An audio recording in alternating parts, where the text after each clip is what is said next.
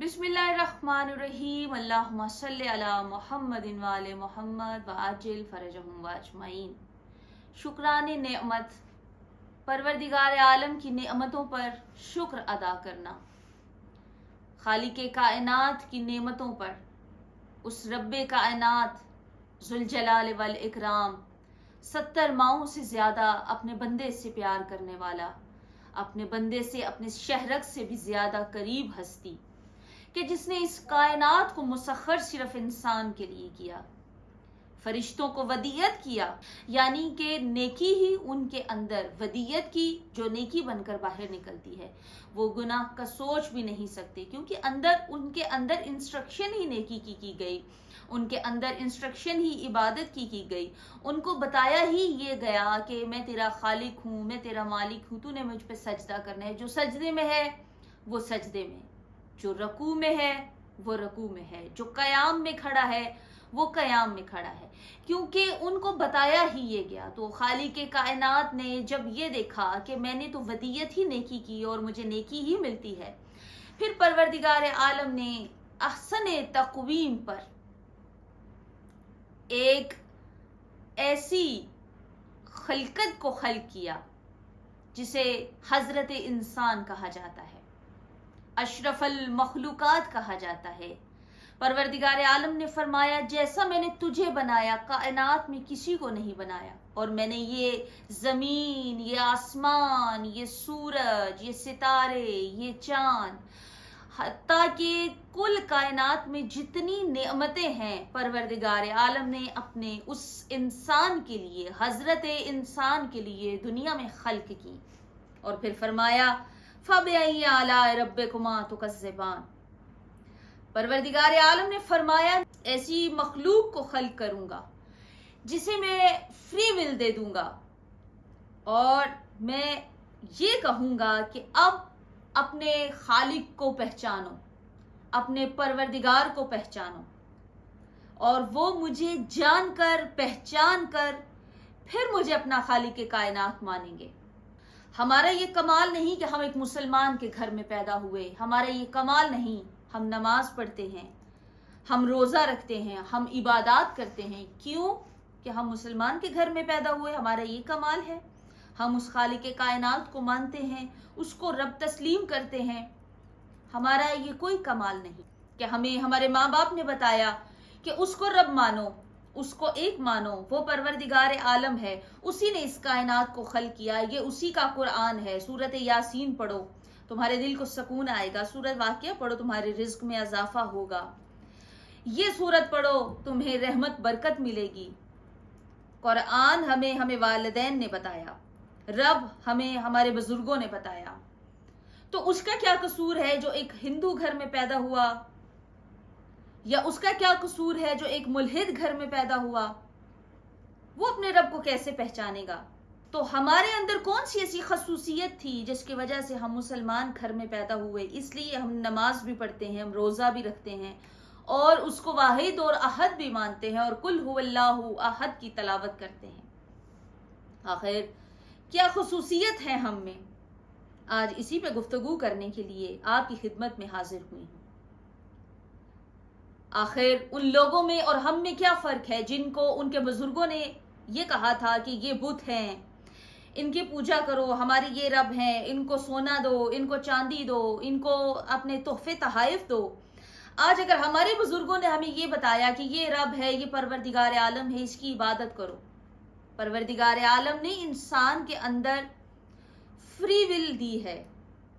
एक सजदा रब्बे कायनात को वो है जो इंसान माँ बाप के कहने पर करता है, जो इंसान अपने बुजुर्गों को कहने पर करता है कि ये तुम्हारा रब है। हमें हमारे वालिदैन ने बताया कि तुम 7 साल के हो चुके हो, अब तुम पर नमाज फ़र्ज कर दी गई है। तुम 11 साल के हो चुके हो, अब तुम पर रोज़ा फ़र्ज कर दिया गया है। वो एक रब है, एक खालिक कायनात है, उसको, उसकी इबादत करो, उसके लिए इबादत करो, उसका सजदा करो। उसने तुम्हें पैदा किया है, उसकी ये किताब है जिसका नाम कुरान मजीद है। फिर हमें मस्जिद में मौलाना के पास भेजा जाता है, अब कुरान की तलावत सीखो। फिर वो अलीफ बा ता से हमें पढ़ाना शुरू करता है, फिर हमें कुरान पाक पढ़ाया जाता है।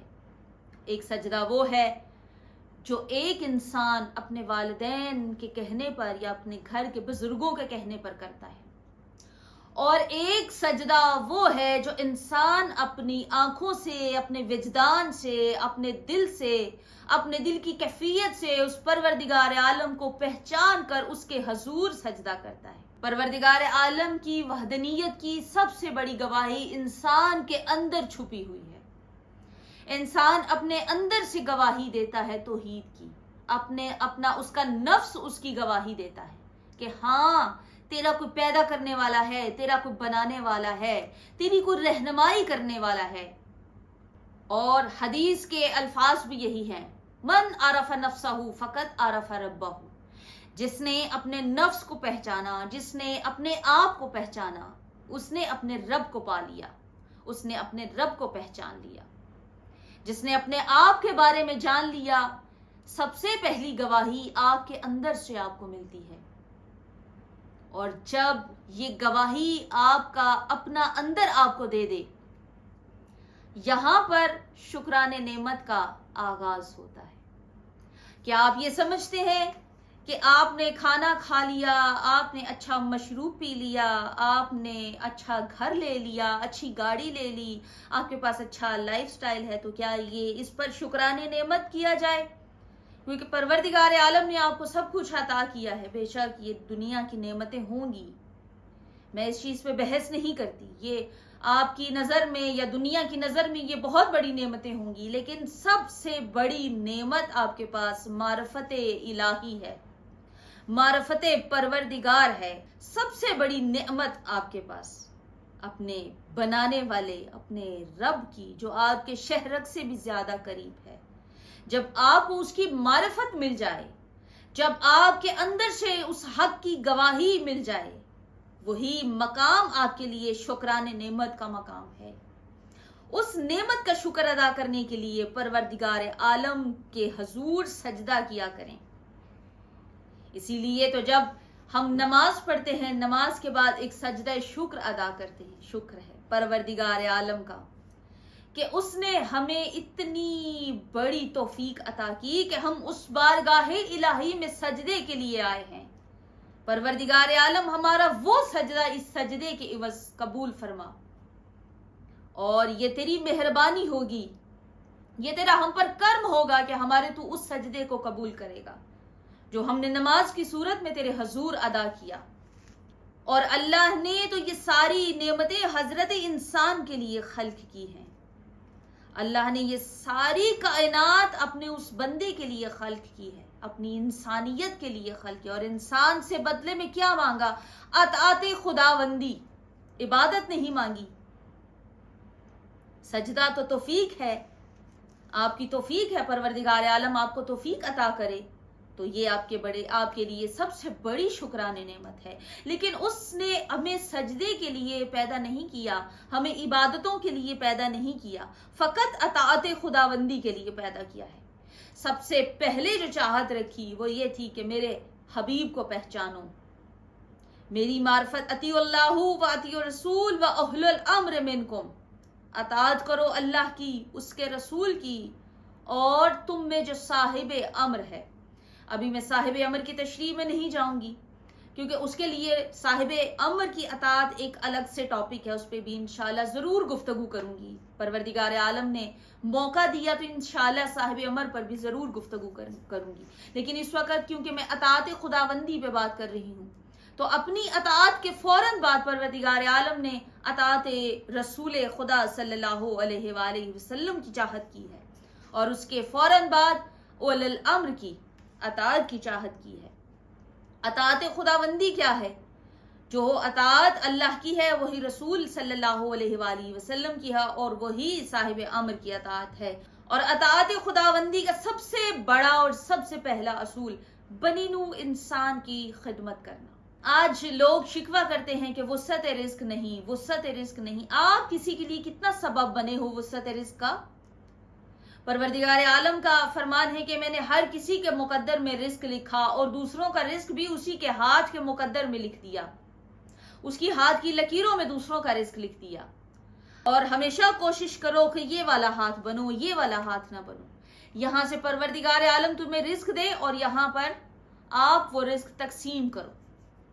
आप पहले ये देखो कि आपका रिस्क कितनी वुसअत रखता है लोगों के लिए। आपने अपने दस्तरखान को कितना वसी कर दिया लोगों के लिए। हम आज लोग कहते हैं कि घरों में बरकतें नहीं होती, घरों में रहमतों का नजूल नहीं होता। सिला रहमी तो इंसान के अंदर है नहीं। हर इंसान तो कता रहमी पर मजबूर है। सोशल सर्कल इंसान ने अपना इस किस्म का कर लिया है कि सारी बातें, सारी चीजें तो उसकी व्हाट्सएप ग्रुप्स में होती हैं, सारी चीजें तो उसकी सोशल मीडिया पर होती हैं। अपने रिश्तेदारों को अपने दस्तरखानों पे बुलाने के लिए, अपने रिज़्क़ को वुसअत देने के लिए, अपने दस्तरखान को वसी करने के लिए हमारे पास तो वक्त ही नहीं है। हमारी तो जॉब डिस्टर्ब होती है, हमारी तो मैरिटल लाइफ डिस्टर्ब होती है, हमारी तो पर्सनल लाइफ डिस्टर्ब होती है। अगर कोई हमारे घर में आ जाएगा तो हम तो डिस्टर्ब हो जाएंगे, हमारी रूटीन डिस्टर्ब हो जाती है। तो हमारे घर में रहमतों का नज़ूल कब हो? बेहतरीन हदीस का मफहूम यह है कि जब कोई मेहमान आपके घर में आए, वो मेहमान आपके घर में रहमत बनकर आता है। और जब वो आपके घर से खाना खाकर जाता है और जब वो वापस जाता है तो आपके घर की बलाएं, आपके घर की मुश्किलात, आपके घर की मुसीबतें वो अपने साथ लेकर जाता है। बहन भाइयों से मिले हमें कई कई दिन, महीने, साल गुजर जाते हैं, हमारे पास वक्त ही नहीं होता। पेरेंट्स के लिए, पेरेंट्स के पास बैठने के लिए हमारे पास वक्त ही नहीं। ये नेमतें हैं आपके पास, खालिके कायनात की नेमतें हैं। खाना पीना नेमत नहीं है आपके पास कि आपने अच्छा खाना खा लिया, आप अच्छे घर में रह रहे हो। सबसे बड़ी नेमत आपके पास मार्फत इलाही। उसके बाद आपके पास नेमत मोहब्बत मुअद्दत मोहम्मद व आले मोहम्मद। उसके पास आपके पास सबसे बड़ी नेमत आपकी सेहत है। वो लोग जो इतने डॉलर्स के मालिक हैं, इतने बड़े बंगले हैं उनके, इतनी ज्यादा प्रॉपर्टीज हैं, सिवाय दलिये के वो कुछ नहीं खा सकते। डॉक्टर्स ने मना कर दिया, आप ये नहीं खा सकते। नेमतें तो उन पर वैसे बंद हो जाती हैं। डार्क रूम में वो रहना पसंद करते हैं, डॉक्टर्स ने मना किया, वो उनको लाइट अच्छी नहीं लगती, डार्क रूम उनके लिए डॉक्टर ने तजवीज किया। तो हमारे घरों में रहमतों का फरिश्ता कब आए?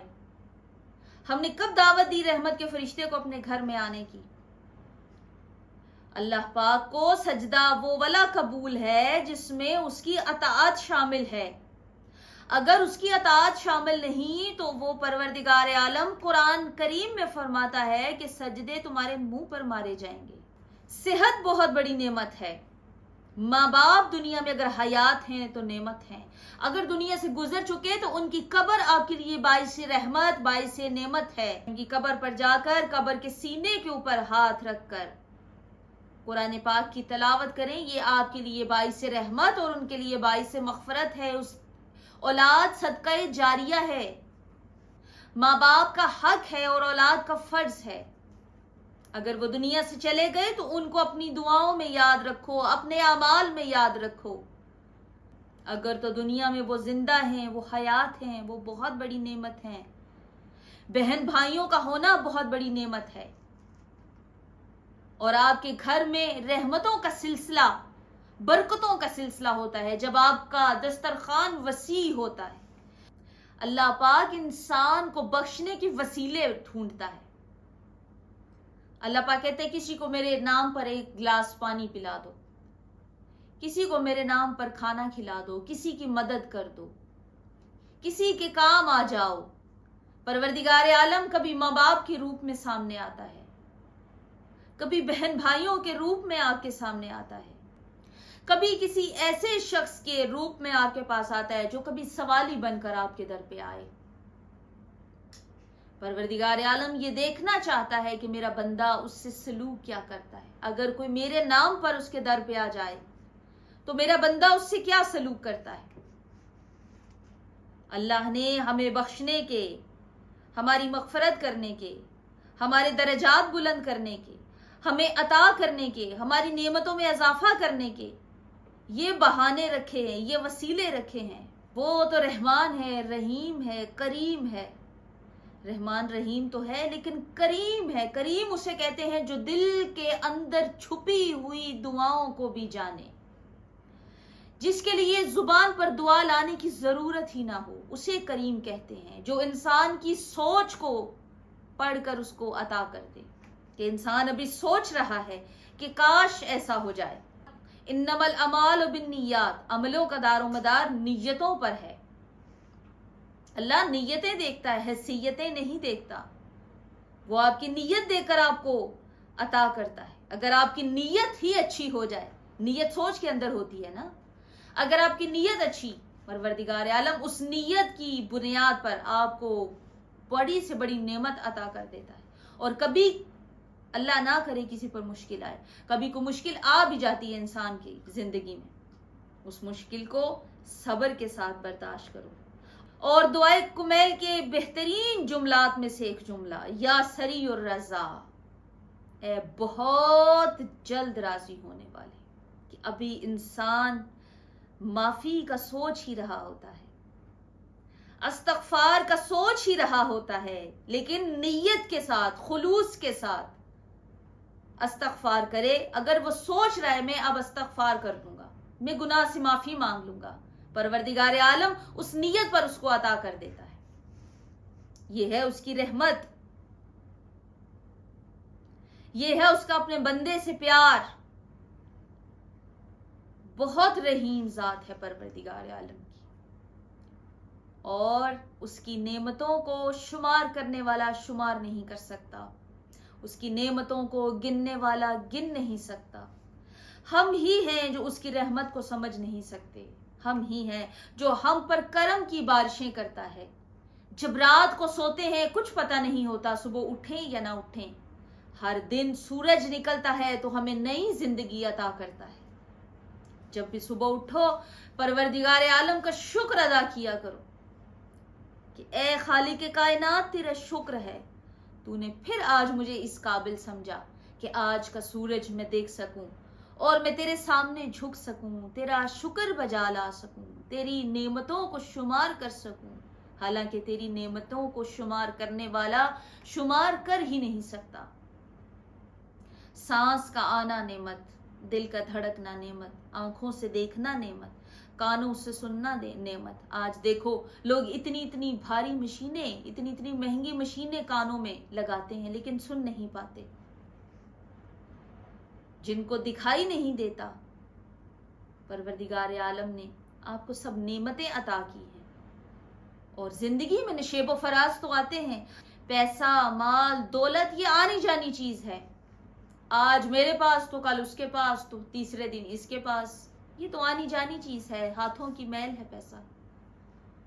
یہ نعمت نہیں, نعمت ہے آپ کے پاس آپ کا تقوی, آپ کے پاس آپ کا ایمان, آپ کے پاس پروردگار عالم کی معرفت, محمد و آل محمد کی معرفت, آپ کے ماں باپ, آپ کے بہن بھائی, آپ سے محبت کرنے والے, آپ سے پیار کرنے والے. یہ آپ کے پاس دنیا میں سب سے بڑی نعمت ہے. اور پروردگار عالم کے حضور ان نعمتوں کا شکر ادا کیا کریں کہ اے خالق کائنات تم نے ہمیں اتنی نعمتیں دی کہ جب ہم کچھ بھی نہیں تھے, ہمارا ذکر ہی نہیں تھا, تم نے اس وقت بھی ہم پر کرم کیا کہ جب بچہ ماں بھی نہیں کہہ سکتا, اللہ نے ماں کے دل کے اندر بچے کے لیے اتنی محبت ڈال دی کہ بچہ روتا ہے تو ماں کو پتہ چلتا ہے, ماں کو پتہ لگ جاتا ہے کہ اب میرے بچے کو بھوک ہے. وہ اس کے رونے کے انداز سے پہچانتی ہے اب اس کے پیٹ میں درد ہے, اب اس کو بھوک لگی ہوئی ہے, اب اس کو نیند آئی ہوئی ہے, اب یہ اس کو کوئی ایسی تکلیف ہے جس کی وجہ سے رو رہا ہے, اب اس کو یا شاید دانت میں تکلیف ہے, شاید اس کو بازو میں تکلیف ہے. کوئی نہیں جانتا سوائے ماں کے. آخر کسی نہ کسی نے اس کے دل میں یہ سارے احساسات ڈالے کہ جس کی وجہ سے اللہ نے اس کو ماں کا درجہ دیا, پھر جنت ماں کے قدموں کے وسیلے میں رکھ دی. پہلے وہ ماں ہے جس نے بچے کو پالا, پھر بچے کو کہہ دیا کہ اس کے قدموں کے وسیلے سے تمہاری جنت ہے. اگر اس تھیوری کو آپ نے سمجھ لیا اگر اس سائنس کو آپ سمجھ گئے تو یہی آپ کے لیے شکران نعمت ہے، اور یہی سبب ہے آپ کے وسعت رزق کا۔ وسعت رزق کا سب سے بڑا راز کہ آپ کے گھروں کے دروازے کھلے رہیں، آپ کے دلوں کے دروازے کھلے رہیں۔ یہی تھیوری ہے آپ کی شکران نعمت کی، یہی سبب ہے آپ کی وسعت رزق کا کہ آپ کے دسترخوان کو وسعت ملے، لوگ آپ کے گھر میں، آپ کے پیارے، آپ کے بہن بھائی، آپ کے رشتہ دار آپ کے گھر میں آتے جاتے رہیں، آپ کے گھروں کے دروازے اور آپ کے دلوں کے دروازے اپنوں کے لیے کھلے رہیں، آپ کا چولہا کبھی ٹھنڈا نہ ہو، آپ کا دسترخوان ہمیشہ سجا رہے، آپ کے گھر سے لوگ کھاتے رہیں اور آپ کے گھر میں مہمان آتے رہیں، اور آپ ان کی خدمت خلوص نیت سے، پروردگار عالم کی رحمت سمجھ کے آپ ان کی خدمت کرو،